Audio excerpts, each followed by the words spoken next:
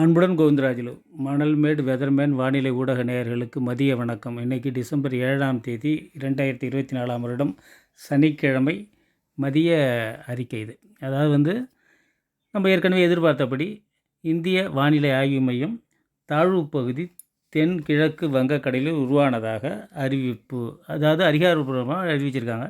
நேற்று ராத்திரியே உருவாயிடுச்சு. இனிமேல் வானிலை மையம் கொஞ்சம் யோஜனை பண்ணி ஸ்டெப்பனாக தான் சொல்லுவாங்க. இப்போயே அவங்க ஒரு விஷயம் சொன்னாங்க, ஏதாவது 2 சுழற்சி அடுத்தடுத்து உருவாக போகுது, அதில் எதுவும் புயலாக உருவாகிறதுக்கு வாய்ப்பு இல்லை, தற்போதைய நிலைக்கு வாய்ப்பு இல்லைன்னாங்க. அதை விட்டுட்டாங்க. அவங்களுக்கு எதை கிரிட்டிசைஸ் பண்ணுறதுக்கு எதாவது வேணும்ல, அதனால் அவங்க கரெக்டாக தான் சொல்லி தற்போதைய நிலைக்கு வாய்ப்பு இல்லைன்னு சொல்லலாம். ஏன்னா அவங்க 5 நாளைக்கு மேலே சொல்லக்கூடாது, சொல்லவும் முடியாது. சொல்லக்கூடாது, சொல்ல முடியுங்கிறது வேறு, சொல்லக்கூடாது. அவங்க எடுத்தாங்க கவுத்தான்னு நம்ம சொல்கிற மாதிரிலாம் அவங்க சொல்லக்கூடாது. ஸோ அது பெரிய இஷ்யூ அது. ரைட்டு. நம்ம இது புயலாக மாறுமா மாறாததெல்லாம் இப்போ நம்ம மாடலை வச்சு, ஏன் மாடலை வச்சுக்கிட்டே திருப்பி திருப்பி சொல்கிறீங்க, மாடலை வச்சுட்டு ஏன் சொல்லணும்? மாடலை வச்சு சொல்லாமல் முடியவே முடியாது. ஏன்னா 4 மாடலை வச்சுக்கிட்டு தான் சொல்லி ஆகணும். இதில் நிறைய மாற்றங்கள் இருக்கும். ஆனால் ஒரு அளவுக்கு இது இப்படி தான் வரும், இப்படி தான் போகுங்கிறதுக்கு மாடலை வச்சுட்டு தான் நம்ம எக்ஸ்பிளைன் பண்ணி ஆகணும். ரைட்டுங்களா? இப்போ 1வது சுழற்சி இந்த பெஞ்சல் புயலின் எச்சங்கள் 2 இப்போ தாழ்வு பகுதி ஆகியிருக்கிறது. 3 பக்கத்திலே ஒட்டிக்கிட்டே வருது. 4 அந்த புயலாக மாறக்கூடிய 20ஆம் தேதிக்கு மேலே 24ஆம் தேதி புயலாக மாறக்கூடிய அந்த சக்தி என்ற புயலாக மாறக்கூடிய சுழற்சி எல்லாமே எதுவுமே இனிமேல் உருவாக போகிறதில்ல. எல்லாமே உருவாகி அங்கங்கே இருக்குது. மேற்கத்திய கலக்கமும் வந்துருச்சு. ரைட்டு. மேற்கத்திய கலக்கம் வந்தால் என்ன பண்ணும்? நிலநடுக்கோட்டு பகுதிகளிலேயே தான் இது பயணம் பண்ணி ஆகணும். லேசாக மேலே போகிறதுக்கு மேற்கத்திய கலக்கம் உதவி பண்ணும். ரைட்டு. இப்போ நாங்கள் போட்டிருப்பேன், அதாவது டெல்டா பகுதிகள் உச்சபட்ச எச்சரிக்கை, அதில் எந்த விதமான ஒரு உந்துதலோ இதெல்லாம் எதுவுமே கிடையாது. அதிகப்படியான இதுவும் கிடையாது. அது அதிகப்படியான ஒரு வார்த்தையே கிடையாது. அது உச்சபட்ச எச்சரிக்கை தான். டெல்டாவில் மழைங்கிறது நிச்சயிக்கப்பட்டது. இப்போ வட கடலோர மாவட்டங்கள், அதாவது சென்னை, இதெல்லாம் கூட கொஞ்சம் சந்தேகம் அப்படிங்கிற மாதிரி சொன்னால் கூட, சந்தேகம்லாம் இல்லை, அதை நான் பின்னாடி சொல்கிறேன். ஆனால் டெல்டாங்கிறது சென்னையில் மழை பெஞ்சாலும் பெய்யாட்டியாலும் இந்த 4 சுழற்சியாலையும் டெல்டா இதில் மழை பெய்ய போகுதுங்கிறது நிச்சயம்.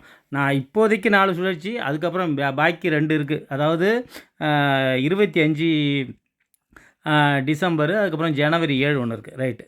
இப்போ இந்த சுழற்சி ஒரு மாடலாக பார்க்குறோம். இப்போ இசிஎம்எஃப் என்ன பண்ணுதுன்னு கேட்டிங்கன்னா, இந்த சுழற்சி நகர்ந்து, அதாவது நீங்கள் நிலநடுக்கோட்டுக்கு தெற்கையும் பார்க்கலாம். 2 சுழற்சி ஏற்கனவே வந்த அதே இது மாதிரியே இருக்குது பாருங்கள். அதனால் அதாவது என்னன்னு கேட்டிங்கன்னா, இதுக்கு என்ன காரணம் என்னன்னு கேட்டிங்கன்னா, மேடன் ஜூலியன் ஆசிலேஷன் வந்துருச்சுங்கிறதுனால தான். இது இசிஎம்எஃப் நம்ம செக் பண்ணுறோம். இப்போ இஆர் வேவ்ஸும் வந்துருச்சு. இப்போ இசிஎம்எஃப் டேட் வரியாக பார்க்குறோம். இப்போ 8ஆம் தேதி. ஏன்னா நீங்களும் பார்ப்பீங்க, இதை நான் கொஞ்சம் ப்ரீஃபாக சொல்லணுங்கிறதுக்காக தான் நான் சொல்லிகிட்ருக்கேன். 8ஆம் தேதி, ஏன்னா 4 மேப்பையும் நம்ம கன்சிடர் பண்ணுறோம். அதாவது இது கொஞ்சம் மேலே போகிறதாகவே, அதாவது வட இலங்கை மையமாக வச்சு ஒரு அகண்ட சுழற்சியாகவே போகுது. 10ஆம் தேதி மதியமே, அதாவது செவ்வாய்க்கிழமை மதியமே மாலையே மழை ஆரம்பிச்சிருது டெல்டாவில் அப்படிங்கிற மாதிரி சொல்லுது. இதில் டெல்டாவுக்கு மழை இருக்குது. முடிச்சிட்டிங்களா? டெல்டாவுலேருந்து பாண்டிச்சேரி கடலூர் வரைக்கும் மழை இருக்குது, முடிஞ்சிடுச்சு. அடுத்தது இப்போ ஜிஎஃப்எஸ்க்கு வரோம். ஜிஎஃப்எஸ் கீழே கொஞ்சம் இறங்கி அது வடகடலோரங்கள் ஒட்டியே வர்றதாக அது காட்டுது. வடகடலோரங்கள் ஒட்டியே வர்றதாக காட்டிட்டு, அதுக்கப்புறம் அது டெல்டா கரையோரங்களில் கரையேறதாகவே காட்டுது. டெல்டா கரையோரங்களில் அது கரையேறதாக காட்டுது ஜிஎஃப்எஸ் என்ன சொல்லுதுன்னு கேட்டிங்கன்னா, ரொம்ப ஒட்டி டெல்டா கரையோரங்கள் நம்ம ஜூம் பண்ண பாருங்கள். டெல்டா கரை மயிலாடுதுறை மாவட்டத்தில் அது கரையேறதாகவே காட்டுது. அப்படின்னா மழை எந்த அளவுக்கு இருக்கும் அப்படிங்கிறது யோசனை பண்ணிங்க. அதாவது அது மன்னார் வளைகுடாவில் வந்தாலும் சரி தான், மயிலாடுதுறைக்கு வந்தாலும் சரி தான், அதாவது மயிலாடுதுறைக்கு வடக்க போனாலும் சரி தான். அதாவது வடக்க போனால் மழை குறையலாம், தெற்க வந்துச்சுன்னா மழை அதிகம் அப்படிங்கிறதுனால தான். அடுத்தது ஆக்சஸ். இது ஆஸ்திரேலியன் மேப்பு. ஆஸ்திரேலியன் மேப்பு ரொம்ப கீழே மன்னார் வளைகுடா வர்றதாக காட்டுது. ரைட்டுங்களா? அடுத்தது ஐகானும் பார்த்துருப்பேன். ஐகானும் இல்லன்னுலாம் சொல்லல. இதில என்னன்னா 4 மேப்பும் என்ன சொல்லுதுன்னு கேட்டீங்கன்னா, டெல்டாவுக்கு நிச்சயமான மழை வாய்ப்பு, அதீத கனமழை வாய்ப்பு இருக்குங்கிறத சொல்லுது. இத நம்ம வந்து பயமுறுத்துறதுக்கோ, இத வந்து ஒரு இதாவோ சொல்லல. ஏன்னா 4மே பொய் சொல்லாது. ரைட்டுங்களா? இதுவரைக்கும் 4மே பொய் சொன்னதா சரித்திரமே கிடையாது. அதனால ஏதாவது ஒண்ணு நடக்கும். போன வாட்டி பெஞ்சல் புயல்லயே 4லயே எதுவுமே அக்யூரஸியே இல்லாத ஆக்ஸஸ் சொன்னது சரியா இருந்தது. ரைட்டுங்களா? அதனால இது 4மே டெல்டாவுக்கு மழை வரதா போறதா சொல்லுது. அதாவது இந்த இப்போ வர்ற சுழற்சி வந்து 11, 12 போயிட்டுருக்கிறப்ப 15ஆம் தேதி, 16ஆம் தேதி ஒரு நாள் தான் கேப்பு. அடுத்தது பின்னாடியே வால பிடிச்சுக்கிட்டே ஒண்ணு வருது. அது வந்து அதுவும் ஒரு அ தாழ்வு மண்டலமாகவே அதுவும் பின்னாடியே கரைய கிடக்குது. அதுக்கப்புறம் 20ஆம் தேதி வர்றது தான் சக்திங்கிற புயலாக கரைய கடக்க இருக்கு. ரைட்டுங்களா?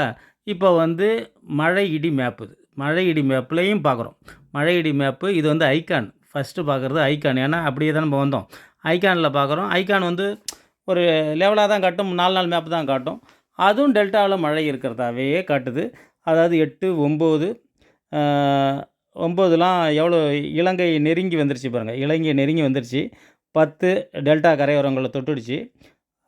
11 பார்த்தீங்கன்னா, கடல்லையும் வட கடலோரங்கள் வரைக்கும் பறந்து மழை, டெல்டாவுல அதீத கனமழை.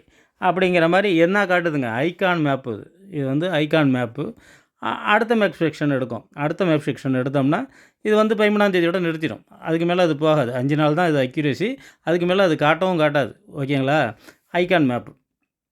அடுத்த செக்ஷன் நம்ம வந்து எடுத்து பார்த்தோம்னா, ஏன்னா எதுக்காக இத சொல்கிறோம்னா, இப்போ இசிஎம்எஃப் டைரக்ட்டா எடுக்கிறோம். நம்ம வந்து ரொம்ப நம்புற மேப் இது.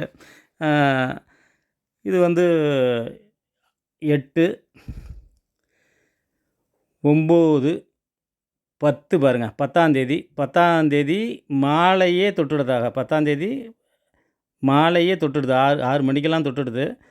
11ஆம் தேதிலாம் வந்து கடுமையான மழை. இதில வந்து என்னென்னா 4 நாள் தொடர் மழை இருக்கும் டெல்டா மாவட்டங்கள்ல. அப்படிங்கிறனால இதில வந்து பெஞ்சல் புயல் பாதித்த பகுதிகள் அதாவது ஒரு 4 நாள் 5 நாள் ரெட் அலர்ட் இருக்கும். இப்போ வந்து அ பள்ளி கல்வித்துறை வந்து அரையாண்டு தேர்வு வந்து 3 மாவட்டங்களுக்கு ஒத்தி வச்சத அறிவிச்சிருக்கு பாருங்க. இதே அரையாண்டு தேர்வு நடக்கிறப்ப தான் இது நடக்கும். அதனால அரையாண்டு தேர்வுக்கு இன்னொரு 4, 5 மாவட்டத்தை தேர்ச்சிக்கணும்னு கூட நான் வந்து இதில போட்டிருப்பேன். அது உண்மையாக கூட இருக்கலாம். அதனால ஏற்கனவே ரூ. 944 கோடி சென்ட்ரல் கவர்மெண்ட் ரிலீஸ் பண்ணிடுச்சு.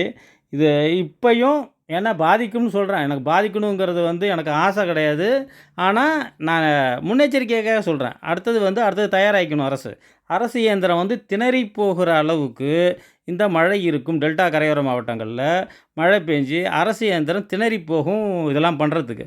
ஏன்னா ஏங்க இப்ப தான் அதுவே முடியலைங்க. ஏற்கனவே நடந்ததே முடியல. அதுக்குள்ள அடுத்த ஒரு அ டிசாஸ்டர்னா என்ன பண்ண முடியும்? டிசம்பர் வந்தாலே டிசாஸ்டர் தான் போல் இருக்கு. அத நீங்க அந்த பார்த்தீங்கன்னா தெரியும். எவ்வளோ மோசமான ஒரு மழைப்பொழிவு. ஏற்கனவே மழை பெய்த இடங்களுக்கு, புயல் பாதித்த இடங்களுக்கே அது போகுது.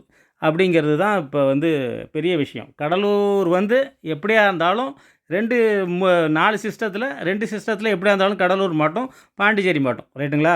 இதில எந்த விதமான இதில வந்து ஊத்தங்கரை, கிருஷ்ணகிரி மட்டும் தான் சந்தேகமே தவிர, வட கடலோர மாவட்டங்கள் ஃபுல்லாவே சென்னை, செங்கல்பட்டு, காஞ்சிபுரம், விழுப்புரம், புதுச்சேரி, கடலூர், மயிலாடுதுறை, காரைக்கால், நாகப்பட்டினம், திருவாரூர், தஞ்சாவூர் எல்லாமே மாவட்டங்க இதில.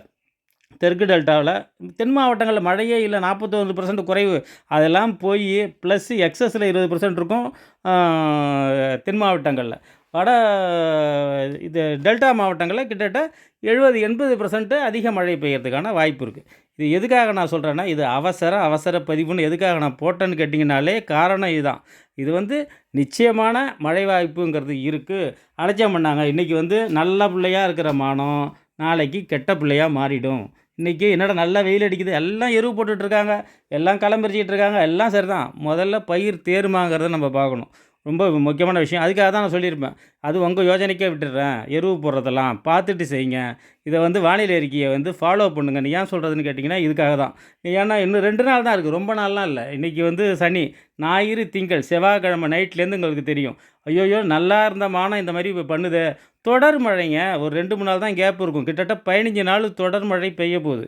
அதாவது வந்து மார்கழி ஒரு 10, 15 தேதி வரைக்கும் மழை தொடர தான் போகுது. இதில் எந்த விதமான சந்தேகமும் கிடையாது. இதை வந்து மிகைப்படுத்தப்பட்ட பேச்சும் இல்ல. எனக்கு வியூஸ் வருது, வரல அதுக்காகலாம் இல்ல. நான் வந்து ஒரு நல்ல எண்ணத்தோட தான் அத நான் சொல்லிகிட்டுருக்கேன். எனக்கும் பயிர் இருக்கு. நானும் நடவு செஞ்சுருக்கேன். எல்லாம் செஞ்சுருக்கேன். அ புரிஞ்சிருப்பீங்கன்னு நெனைக்கிறேன். நன்றி, வணக்கம்.